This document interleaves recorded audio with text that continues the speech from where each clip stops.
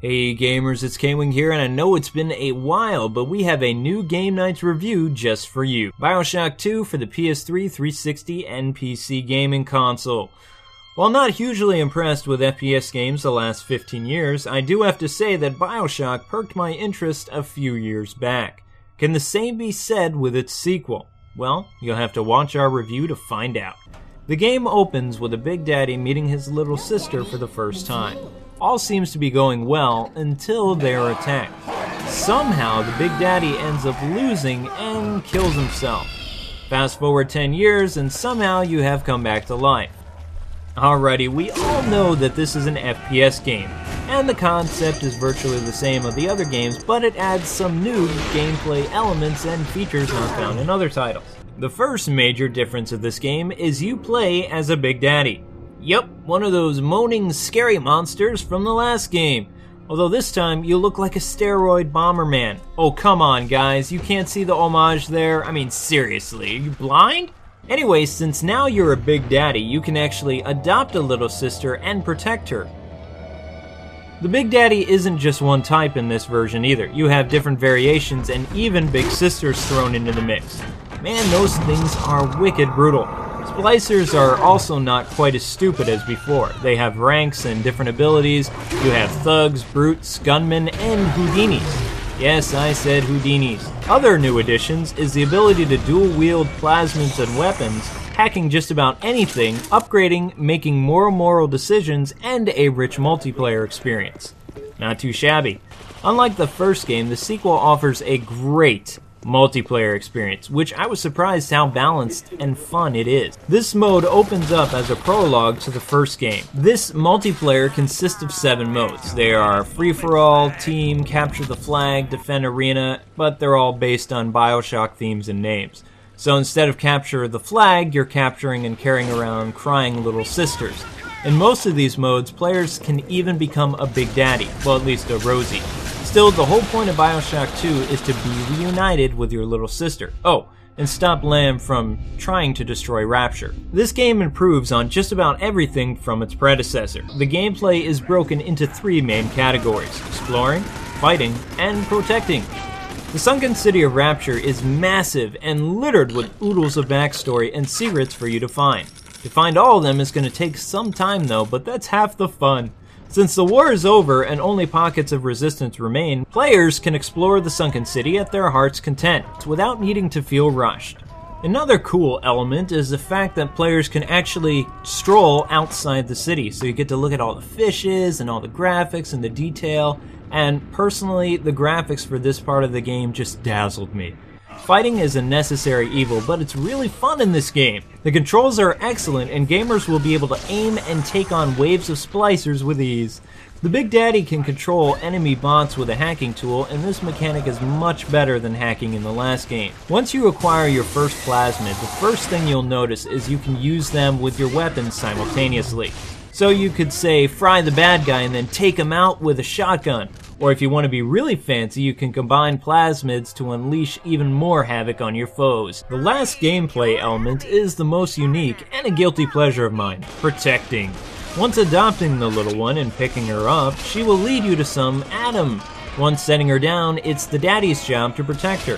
While she extracts the essence from her target, the developers have given you lots of ways to play around with this feature.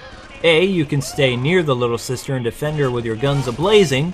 B, you can set up different types of traps all around the little girl.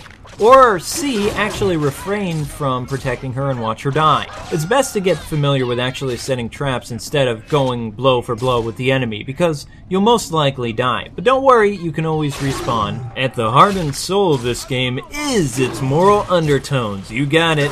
Right and wrong choices. Each has its own impact on the overall game. This comes down to either murdering the little girls or freeing them, killing the governors or letting them live. Being evil gives more Adam at the beginning, but prevents special abilities learned from the little sisters.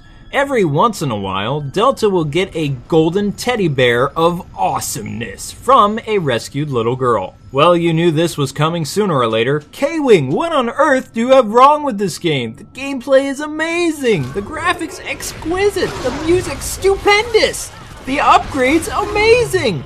The story is, well, not delicious. Yes! Yes! I said it. Unlike the last game, the story is so-so. It's not bad, but it's not good either. Actually, I'm gonna go a step further and say that the story isn't even lukewarm. You don't really feel for Delta until the very end of the game. Even that feeling is fleeting though. I mean, the groans get annoying after a while, so I miss the voice acting and other qualities of the first BioShock. The levels too seem to get a little repetitive. Actually, most of the later levels go like this. Fight a bunch of splicers, find a clue, talk with Sinclair, kill a bunch of big daddies, harvest Adam, get a code, fight a big sister, and lastly confront the governor and then get on the train.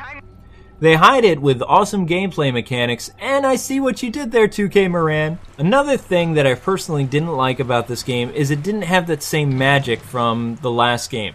Rapture is in ruins, worse than the first game. Most of the locales look like towering ruins. I was hoping that the city would have tried to rebuild or something. It's more of the same stuff that we've already seen, and for me that's a big disappointment. One of the most annoying features for me in the first game was the pitch black moments. If you saw it growing up, there is much to fear from the dark, hence why I have clownophobia. I really liked how the developers added a built-in flashlight for Delta when the power goes out. They still managed to keep you glued to your seat and terrified out of your wits, but at least now you had a fighting chance and you could see stuff coming at you before it tried to kill you.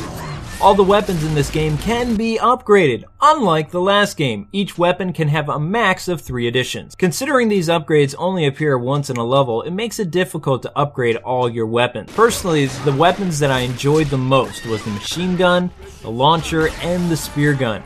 The spear gun replaces, of course, a crossbow and now gives us better zooming in for pinpoint accuracy, and it has deadly results. Even though the visuals didn't really pump out the magic gamers felt for Rapture the first time, they still did an amazing job of continuing the look of the city beneath the waves. Part of how they pulled this off is traveling from one location to the next. Here players can experience the wonders of the ocean and just soak in its beauty, without needing to worry about being eaten by sharks! Another great thing about this game is the multiplayer, especially the team matches. I never did like the free-for-alls and multiplayer online modes. Anyway, most of the team matches were a lot of fun. We mainly played Civil War, Turf War, and Capture the Little Sister a lot. What makes these levels so cool is the fact that they allow players to experience Rapture during the fall. That and it's a really rich multiplayer experience. The thing that made me like this mode a lot is because it felt more like BioShock of old, but kept in all the new additions that we loved from the sequel. Another element I enjoyed was transforming oneself into a Big Daddy or a Rosie. That was a lot of fun in multiplayer, and I advise beginners to find the suits because they'll last longer and the game is really fun if you're not being killed every 5 seconds. Unlike other multiplayer games, BioShock 2 actually rewards players from playing it a lot. It does this by unlocking weapons, plasmids, and other abilities. I also like that the game gives you assisted kills, which helps you level up too. Dual-wielding abilities is the best thing to ever happen to this game. Well, at least for me anyway. Everybody has their favorite, like electrocuting people, freezing them solid, and then breaking them into a million pieces, throwing stuff at them. Heck, you could even call your daughter into battle or turn enemies against one another. Such fun. However, my favoriteest power-up was Incinerate. This ability gives new meaning to the phrase, flame off. Man, I loved using this power. I would burn guys and then mow them down with the machine gun. Actually, I used this power throughout the whole game. It just came in so handy that I couldn't help but keep using it. Sure, freezing bad guys was cool, but they would shatter into tiny pieces, so there was no way to check the body for loot and medicines. Besides, after upgrading Incinerate, it becomes a deadly flamethrower, which adds to the carnage and the fun factor. While it does consume lots of Eve, it is so worth the cost. All in all, BioShock 2 is a very well-made game. We like that new players won't be too confused if this is their first visit to Rapture. Returning veteran players, on the other hand, haven't been pleased with the story. but can't stop singing its praises for the improved combat and more exploration. Rapture is still a very beautiful designed world. For us, BioShock 2 is still one of the most impressive HD games on the market today. BioShock 2 will keep you playing for a long time because of its gameplay and addictive multiplayer. While the story is pretty weak, the voice acting, sound effects, and music are not. That being said, Game Nights Entertainment is proud to award BioShock 2 for the PS3, 360, and PC a 9.2 out of 10. Well, that's going to wrap up things for us over here at Game Nights. And yes, actually videos will be slowing down where you will only be seeing 1 or 2 reviews from me a month on this channel, due to high demand for my new job over at GameZone.com. Anyway guys, thank you so much for watching. I hope you guys had a blast as I did making and doing the voiceovers. As always, this is Kwing saying God bless and happy gaming. Thank you so much for watching, and please subscribe. Until the next time, gamers.